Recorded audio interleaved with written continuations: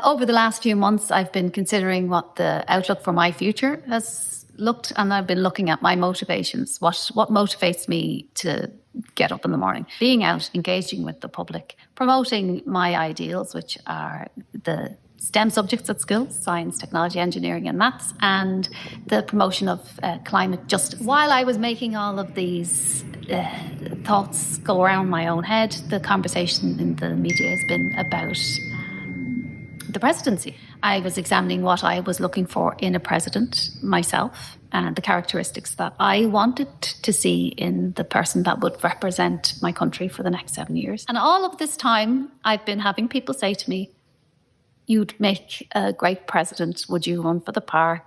And initially I laughed off those comments as being not realistic. But over time, I started to make more serious considerations of that role. I sought the nominations of the county councillors. And I think if I'm going to be realistic and honest, my naivety on the political spectrum and on the campaign spectrum, that's where I fall down, and I thought I had more time. But my motivations to serve and my motivations to be the president are solid, and I believe I can do the role.